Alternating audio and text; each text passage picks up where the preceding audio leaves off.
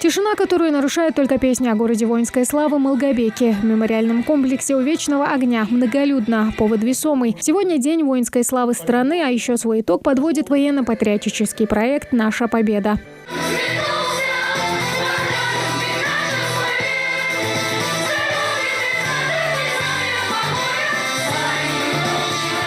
«Наша победа» – военно-патриотический проект Хавы Евлоевой, который вошел в список победителей прошлого года на форуме «Машук». Он знакомит подрастающее поколение с историей Великой Отечественной войны. Обустроить блиндажи и окопы, разработать маршрут по местам боевой славы, научиться оказывать первую помощь в амуниции времен Второй мировой. Или, как сегодня, посетить город воинской славы. Проект направлен на развитие патриотизма у молодежи. Цель основная преследуется, чтобы ребята знали, чтили память и как раз-таки патриотическое воспитание, чтобы именно и юнармия наша, которая непосредственно этим занимается, чтобы все в целом, все ребята были вовлечены в этот процесс.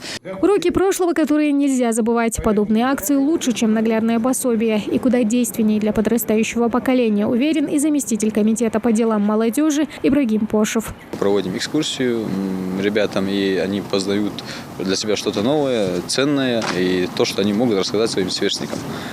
Действительно, здесь, в музее боевой славы, по другим памятным местам, даже для себя я открываю что-то новое, потому что такие мероприятия, они дают все новое. Согласны с этим мнением не только взрослые, но и сами дети, которые почтили память павшим солдатам, возложив цветы у Вечного огня. Благодаря им мы сейчас можем здесь находиться. Большое им огромное человеческое спасибо.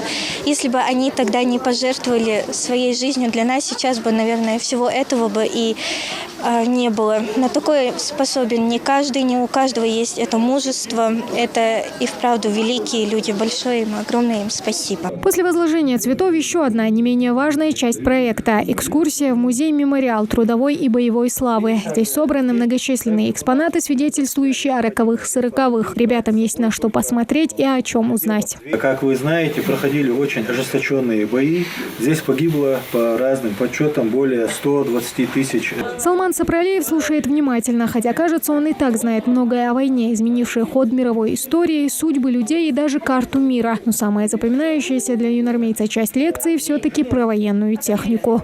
Экскурсия мне понравилась, но главное, что я запомнил, то, что он рассказал про танки, где воевали, как воевали Т-34 танки, как создавались «Тигры», это немецкие фашистские танки.